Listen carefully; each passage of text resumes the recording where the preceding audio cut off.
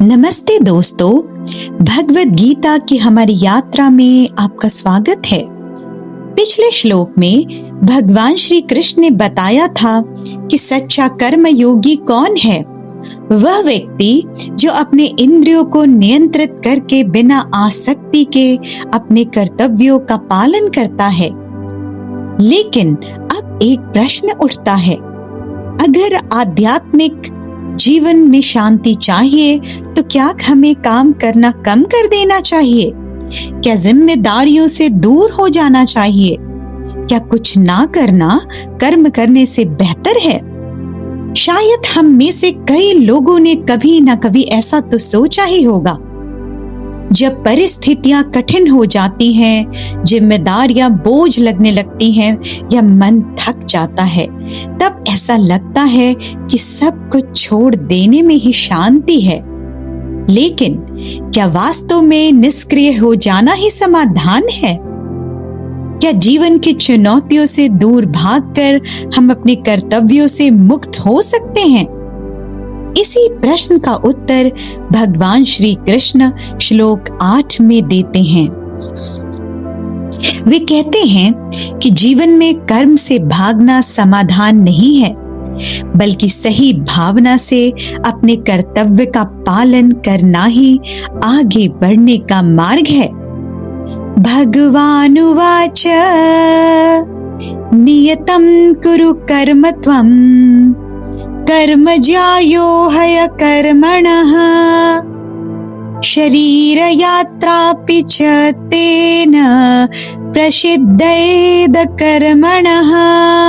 अर्थात श्री कृष्ण कहते हैं, अपने नियत कर्तव्य का पालन करो, क्योंकि कर्म करना अकर्म से श्रेष्ठ है।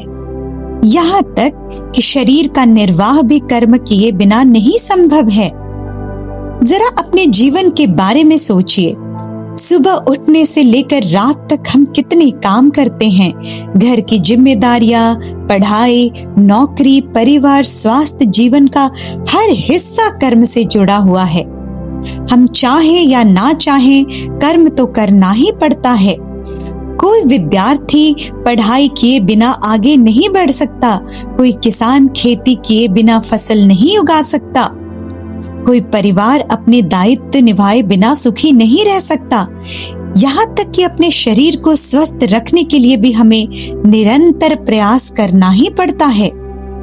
इसीलिए श्री कृष्ण कहते हैं कि कर्म से बचने का विचार व्यवहारिक भी नहीं और उचित भी नहीं है।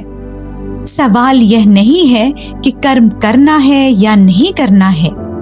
सवाल यह है कि हम अपने कर्म को किस भावना से करते हैं। क्या हम केवल अपनी पसंद और नापसंद के आधार पर कार्य करते हैं, या उसे अपने कर्तव्य और एक उच्च उद्देश्य की सेवा समझकर करते हैं?